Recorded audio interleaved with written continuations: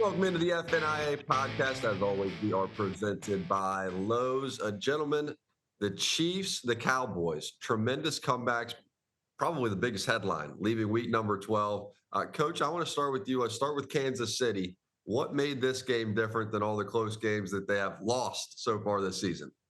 Yeah, I'll tell you, Jack, I thought they were dead at halftime, saw a lot of the same problems that had shown up all year. But in the second half, two things. The defense stepped up and got stopped, stop after stop after stop on one of the best offenses in the league. And then for some reason, they decided to run Kareem Hunt. I've been calling for it all year, and they've given him some carries, and that sets things up. And now, Rodney, their offense takes off in the second half. Agreed 100%. Kareem Hunt inspired this offense, Jack, with his physical running style. But it also created a mindset with this offensive line. And, Coach, we talk about it when Andy Reid is committed to running the football. This is a totally different offensive line. And I agree with you. The defense was tremendous, Coach. And what I loved about it, they played hard. They competed. They held Jonathan Taylor to 58 yards. But I saw Chris Jones. I saw the old Chris Jones getting a couple hits on the quarterback. I saw the quickness. I saw the hustle. I was really pumped up for the Chiefs, Jack. Mm-hmm. So that's the Andy Reid had mentioned early in the week that he's calling some RPOs, but I think Patrick Mahomes gets out there and feels like in the big moments, I'd rather throw it than hand it off. And I think in this game, he got to the point where, hey, I can let Kareem Hunt make some big plays on 3rd and 4. It's 2nd and 9. I don't have to throw the ball every time. And I think that really helped them. And I also think, too, Coach, when you look at Travis Kelce, and we always talk about it, he's not the same all-pro player that he was, but he still has it. And those gotta-have-it moments, those big moments, Travis Kelce, he's able to come up, step up, and find a little opening in the zone and make a play. He is. And he proved that again this weekend. Let's get to the Colts, though, on the other side of this, Coach. They've lost 2 out of 3 at this point. 6 out of their 8 wins are against teams currently with that under 500 record. Are you concerned about the Colts right now? Well, I've had this concern all year. They've played very well. They've beaten the teams they should beat. In the big games, it's back and forth. Defensively, they're going to get a little bit better as their secondary comes together. But they've still got to prove it to me in the big moments against the big teams in the big games. Can they do it? Yeah, and people are going to look at the regular season, and it's not going to really matter as far as Daniel Jones. What they're going to judge is the playoffs, and if he can win a playoff game, is he capable? I believe this team is capable of winning a playoff game. They just got to calm things down. You get to a point in the season, this is week 12, you get tired, and some things happen. But at the end of the day, I still believe in the Colts. I think they're going to be right there, Coach. Yeah, fair enough. All right, let's get to the other comeback. Dallas. I mean, this looked like they were done. I mean, it looked over. It looked over early, and they stormed back in this 4 p.m. window. Rodney, is the Dallas defensive turnaround in particular, is that for real?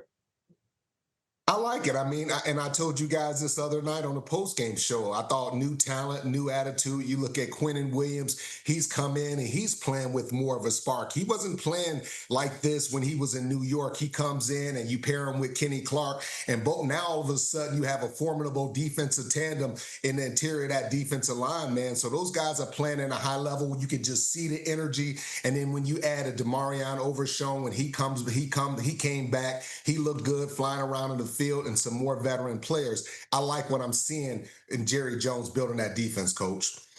I agree. You take Williams, Overshown, and Kenny Clark. You added 3 very physical elements to that defense. They're playing better.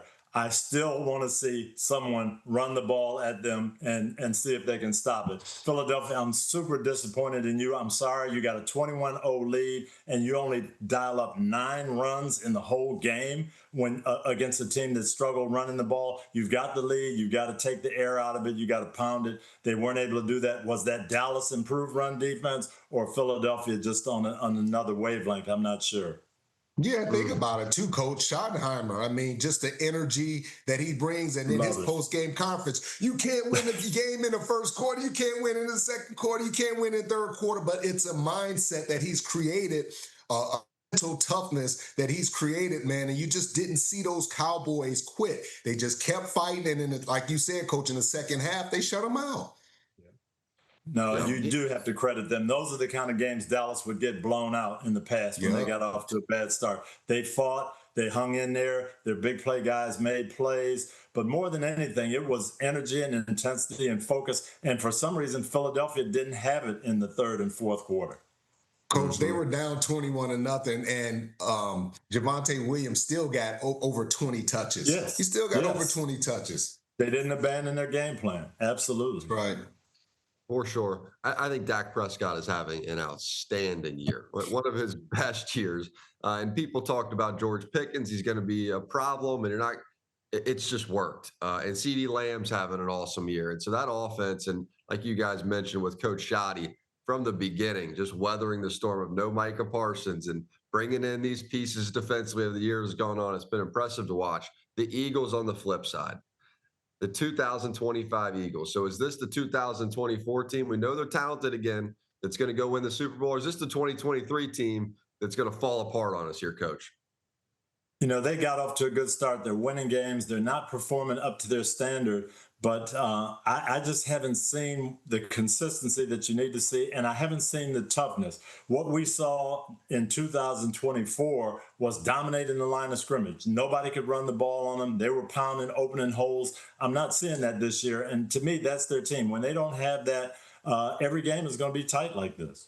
Yeah, one of the biggest problems is just their offensive line. I mean, they lost some key guys, and they've replaced them with some physical big bodies like Steen and Tooth. These guys are physically big, but they're not great players. And remember last year, and I'll tell you, one of the biggest mistakes they made is letting Mekhi Becton go. I mean, you think about it, they let him walk out the door for a 2-year, $20 million deal. $10 million a year, and it's affected their offensive line because they're not getting the push that they're used to getting. Remember, Coach, those double teams pushing and then getting on top of those linebackers? They can't do that anymore, and that's the real problem with the Eagles' offense right there. Yeah, it has not been functioning well. They're throwing the ball downfield on the outside, not using their tight ends, not using their backs. It's basically trying to throw the ball to the outside receivers, and I'm not sure where they're headed. Yeah, it's a curious case because some weeks they look like they can beat anybody, and then other weeks it's one half looks so different from the next. Let's get down to who would have thought. The Ravens, they were 1-5 to start this year, and all the odds were still saying, well, this is the team to watch in the AFC North, and those odds were right. Now they are right there at the top as Pittsburgh has come back down to life. Who wins the AFC North and why? Rodney, I'll start with you. I like the Ravens, and it's simply because of Lamar Jackson. And I still think the Ravens overall is just a still more talented team than the Pittsburgh Steelers. Now, I look at the Ravens, they're struggling with their offensive line as far as pass blocking. Ronnie Stanley, he's been fantastic for them. He's been their best offensive lineman. But you could tell that the offensive line, it's affecting Lamar. He's rushing throws. He's getting sacked a lot. He's getting chased out the pocket. He just doesn't look comfortable, Coach. I agree with you. I think Baltimore is the favorite right now. To me, they should win it. They're playing better football than Pittsburgh right now. There's one caveat to me, though, and that's that injury to Kyle Hamilton. We saw him limp off the field. If Kyle Hamilton can play and be himself, I think they're going to win it. If he's not able to play in December, that takes a big chunk out of that defense. He does so much for them. I could see that defense starting to look like the offense looked without Lamar for a while. Really interesting with Joe Burrow coming back, and you think immediately, why would you do that? You're 3-8, it's over. And then you look at the schedule coming up, and they're going to get a chance to play Baltimore twice. That's this week and then week 15. And so I'm sure the Joe Burrow mindset is, if you win both of these games against a division opponent, not only do we win, but Baltimore loses, you have the ability to affect both sides of this thing. Are they not dead going into this Thanksgiving game, Coach? They're almost dead. They're on life support. But they are. Even the second reason, you have to understand the AFC North. These guys do not like each other. So Joe Burrow coming back, even if we can't get in the playoffs, if I can take Baltimore down, I'm going to do that. I'm going to come back and play because I don't want them to go to the Super Bowl. That's the mentality in Pittsburgh, Baltimore, and Cincy. I thought about it, guys. The other day, I said I wouldn't bring Joe Burrow back, but you have to bring him back, man. I made a mistake when I said that. You have to bring him back because, you got other guys out there that's still playing hard and still engaged. So you have to bring your top guy back. He has to be part of that locker room and everything. And yeah, I think Joe Burrow can definitely cause a problem or cause problems to this Baltimore Ravens defense. Coach, you talked about it. Kyle Hamilton is so valuable. He's their best defensive player. He plays all over the field, and it affects their play calling when he's not on the field. So I agree with you. And their communication and everything. So I could see Joe Burrow lighting this secondary up. If he's back and healthy and Hamilton is out, they could have a big day. And I know the Cincinnati mentality. Even if Baltimore goes to the Super Bowl, they want to say, well, we beat them twice. They might be in the Super Bowl, but we beat them twice. And it's something about that offensive line when they're playing against Baltimore too, Jack. They step up. The Cincinnati Bengals offensive line, they step up like it's a Super Bowl for them. Oh, it's personal every time. I mean, you guys did a great job describing it. Now, Jamar Chase will come back. He's going to be looking to show out coming off of that suspension. We all know that. T. Higgins will be out, still dealing with that concussion that we saw on Sunday. That's too quick of a turnaround. So they'll only have to deal with one and then no Kyle Hamilton. So it balances out a little bit. Let's get down to the NFC North. We talked the AFC North, now NFC North. The Bears 8-3, Green Bay 7-3-1, Detroit 7-4. So if one of those two were to catch them, talking about the Bears, would it be Green Bay or Detroit, Rodney? I don't know who's going to catch him, but for me, I look at the Bears, and to me, I got to give credit to defensive coordinator Dennis Allen and the job that he's done. I mean, he's really built a physical, competitive unit. And you look at guys on the back end like Kevin Byard, they've been decimated with injuries in their secondary, coach. And Kevin Byard, he's been a tremendous leader. He's been the voice of that secondary. He's 5 interceptions. But other guys, Nashawn Wright stepped up and made some plays with all the injuries. I like what Dennis Allen has done. He's kind of flew under the radar, but he's been tremendous, coach. No, he really has. And I give credit to that whole leadership crew, the player leadership, Dennis Allen, Ben Johnson. They have been outscored this year overall. They've been outscored, and they're 8-3 because they just believe we can keep it close, keep fighting, keep hustling. We'll make a play in the fourth quarter. I don't think they can hold off Detroit. I think Detroit has a better team all the way around. I think Detroit's got a schedule where they can come after them a little bit. And Chicago's got some tough games coming up. Okay. This stretch right here is going to be very, very interesting for them. But I just have to give them a lot of credit. I did not see this turnaround coming this quickly. Yeah, and you got to give a lot of props to Caleb Williams too, coach. I mean, he's this young man. We could just tell the improvement that he's made, but he's had to work extremely hard to make that improvement. He had a lot of bad things going on, and he's worked extremely hard to try to overcome those things. But I agree with you. I think it's the Detroit Lions, and it's not a complicated game plan. Just turn around and give it to Jahmyr Gibbs. We know who to talk to now. We know who the play caller is. We can't go to anybody else. Dan, would you give the ball to Gibbs, please? Yeah, he seems like he'd be an easy guy to convince of that. And you watch the game last Sunday. I mean, it's like he's in fast forward. Some of those touchdown runs, guys just can't get an angle. They don't even know how to guess to take an angle on them.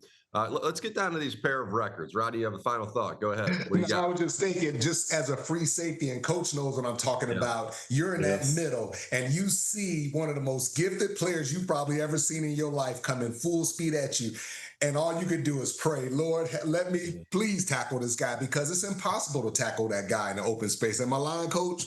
No, that's exactly your thought. You're hoping somebody gets a hand on him, the hole is tight, that you can come up and hit him before he has room to move. If that hole blows open and he's coming through untouched, you're just knowing you're going to be on the highlight film.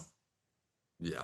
And I always flash back to Dan Campbell and company when they drafted him in the first round years ago, a few years back, celebrating, high-fiving, chest bumping when they got the chance to pick him, and that has played out on the field. A pair of NFL records could be broken. We talked about this on Sunday. Jackson, Smith, and Jigba, JSN, the receiving record in a single season, that is within his grasp, and Myles Garrett. So there's those numbers there. 1,300. He's over 1,300 already. That's ridiculous. On pace for over 2,029 receiving yards. And remember, he's going to have that extra game to do so. And Myles Garrett is chasing down the sack mark as well. Coach, how do you see this with JSN? I think he's going to do it. It's just been week in and week out, getting open deep, catching the ball over the middle. He's been consistent. This one amazes me because they went into the season thinking we've got to get more physical. We're going to throw the ball less. We're going to be in the shotgun less. We're going to run more. All of this to really find their offensive niche as a physical running team. And he's going to put up a 2,000-yard season. Just amazing. And Rodney, he's not doing it with Tom Brady or Peyton Manning or, one of these gifted Brett Favre guys. He's doing it with Sam Darnold.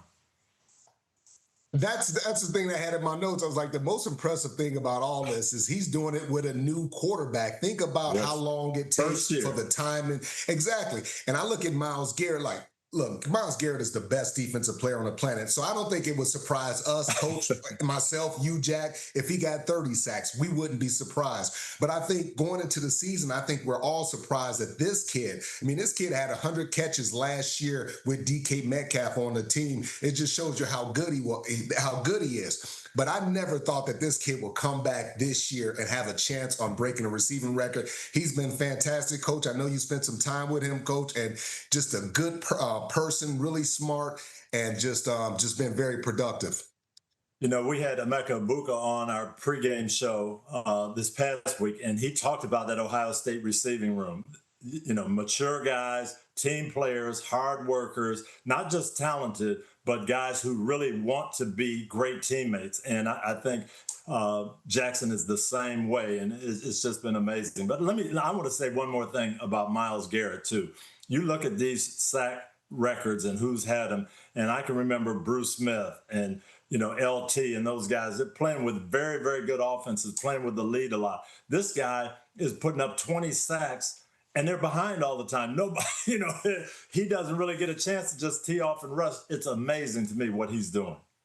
Coach, and he gets chipped, he gets double teamed, he gets triple teamed. The ball comes out fast, but he is just relentless. He doesn't give up, and that's why I say he's the only player that I would give up 3 first-round draft choices for. Oh, yeah. I talked to offensive linemen in the AFC North about blocking him, and he's too strong, he's too fast, he's too physical. No matter what you want to plan for in terms of what move is coming, he's elite at all of them. And so that's the problem. It's like no matter what he goes to, he can beat you with it. Let's get down to take your pick. No right ends allowed. So we're going to give you this the question. Here's the answers. Give it to me. Quarterback you want for the playoffs, Allen, May, or Stafford? Rod, I'll start with you. Oh, this is easy. I'm going with Matthew Stafford. We just saw him this past Sunday. He's a former Super Bowl champ. The experience that he brings, the toughness, the knowledge, the wisdom. He's my quarterback 100%, Coach. Yeah, I'd have to agree with you. He is playing great football, and, man, we saw him firsthand, just unbelievable. But I'm going to give you one caveat. In the playoffs against great defenses, you might need a little mobility, and that's where Drake May, I might say, you know what? He's playing good football, too. And if I got to get away from some people and get away from the rush and make some plays out of the pocket, just maybe. But I'm with you. I'm taking my first pick at Stafford. Neither one of you guys took the reigning MVP there, and Josh Allen. That may be the biggest headline, Coach. Who has mobility and has the arm and all that. But I think he's trying to do too much. And part of it probably is his team and the fact that he is trying to be Superman. And we saw Mike Vrabel say, you don't have to play hero ball. I think he feels like he does have to play hero ball to win it, Rob. Yeah, 2 different perspectives. Josh Allen feels like he has to do everything, and Drake May, they're saying, hey, you don't have to do everything. Trust your teammates. So 2 different perspectives right there, Jack. The Patriots' perspective seems better from where I'm sitting. Let's get to the running back you want in the playoffs. Cook, Gibbs, or Taylor? I like how these are all one-name guys. Coach, you lead us off here.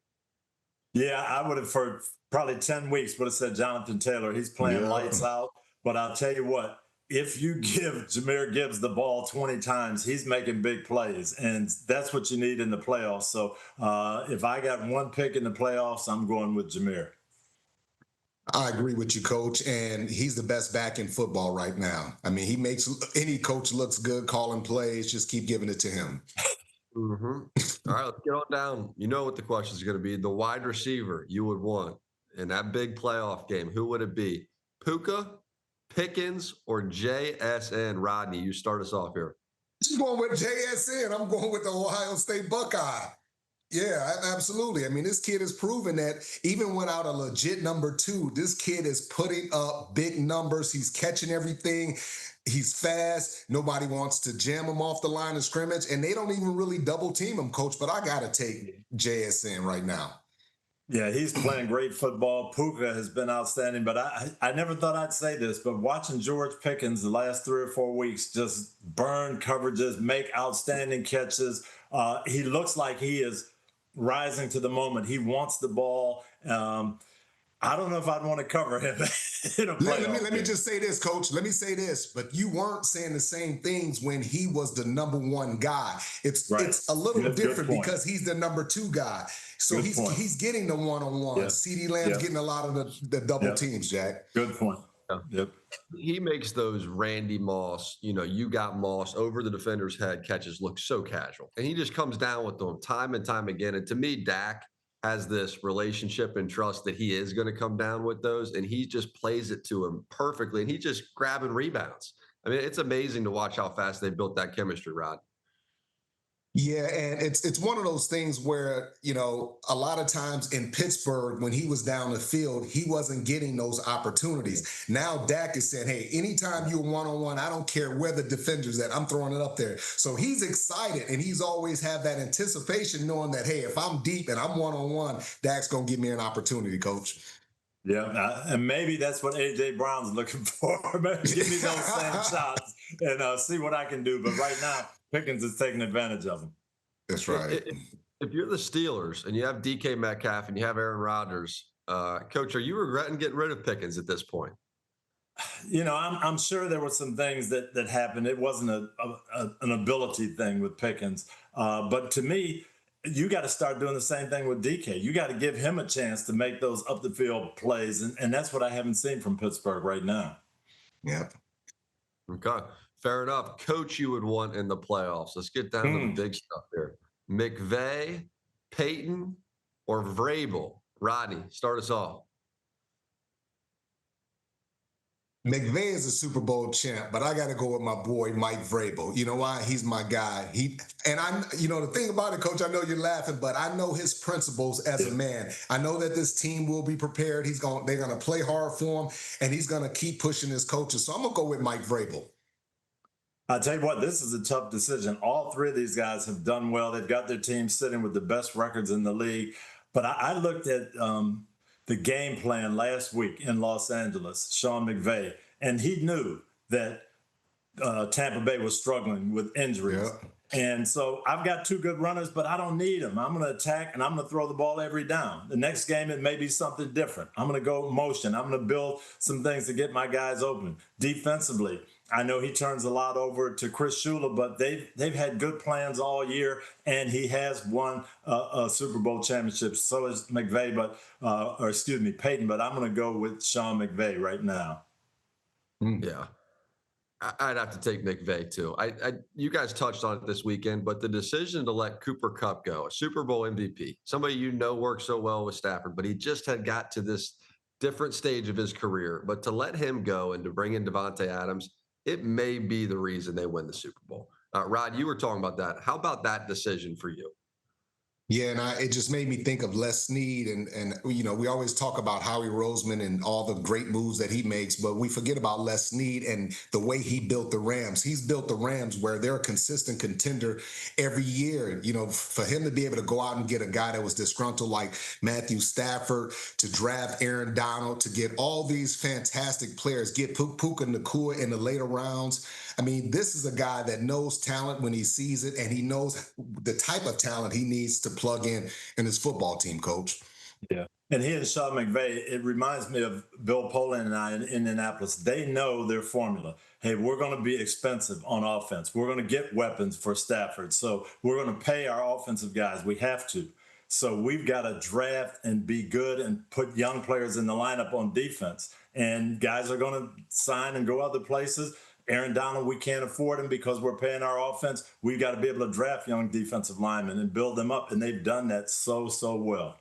You think about Braden Fisk, you think about Jared Verse, you think about Byron Young that they drafted. These guys are all starters, and these are prominent guys, like you just talked about, Coach, on the defensive line, playing absolutely outstanding. And not just playing in the passing game, getting to the quarterback, but playing and willingly to playing in the run game. So, man, that front is tough. Yep.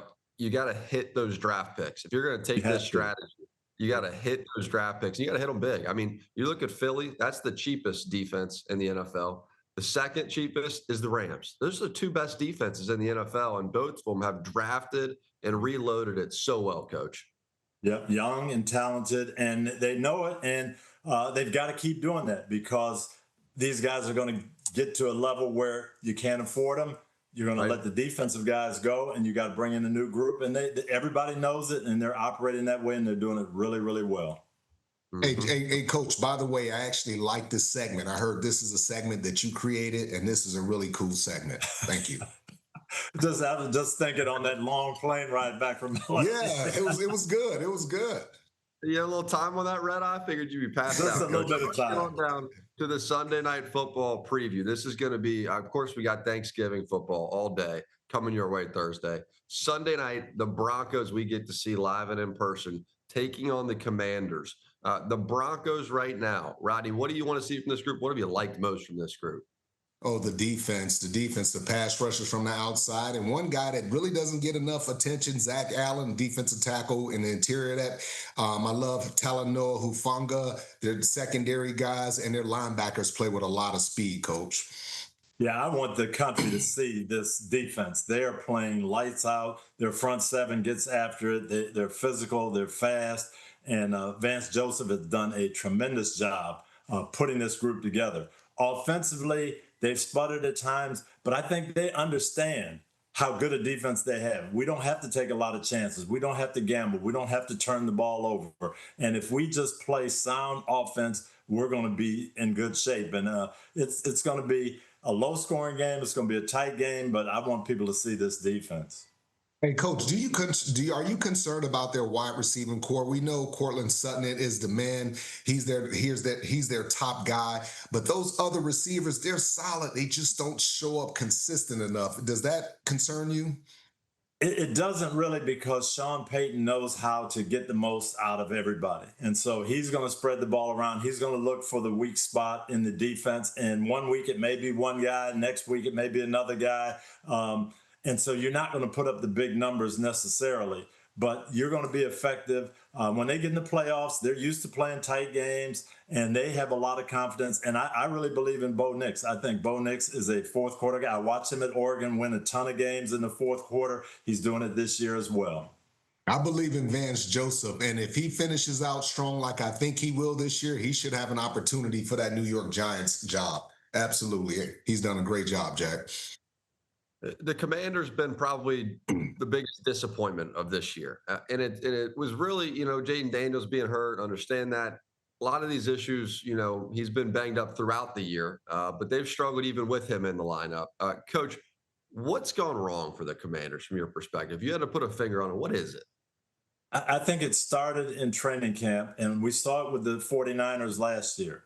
And even though it's just one player, when you have Terry McLaurin not there, is he going to be there? Is he not? What are we doing? That just puts everybody in the mentality of we don't have our whole group together. Defensively, they haven't been as solid this year for whatever reason. I think they can get it back, but to me, they're not playing with the fervor and the energy they played with last year. Coach, I think you hit it right on the head as far as Terry McLaurin, because I've known Terry since he's been in this league, and he's the one guy. He's the one guy you just pay. You guys come to an agreement, you pay. He shouldn't miss any time. He's so well respected in that locker room, and you're spot on. It started there, in the locker room, in training camp, and that should have never happened. Yeah, I mean, there are some guys on your team that everybody says, wait a minute, if we're not taking care of this guy, what's going on, and that you can't let that happen as a general manager or an owner. Mm-hmm. You guys have always said just that. Well, appreciate you guys. Happy Thanksgiving to both of you. You had a full day of football. Going to see Lamar taking on Joe Burrow, something we maybe thought we weren't going to get to see this year. We're going to get to see it. We'll start with that. This week is going to tell us a lot about the playoff standings. Yep. Well, we're getting to that point of the year where you got in the hunt, on the bubble, in the playoffs. I mean, it's one of the great parts of my year, man. Let's get to it. Thanksgiving, and we're talking playoffs. Great to see both of you. I'll see you in D.C., nation's capital. All right. Yes, sir. Good job, guys.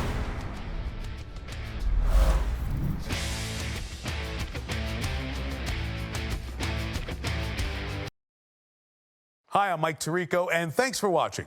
Make sure to hit subscribe for the latest news and highlights from NBC Sports.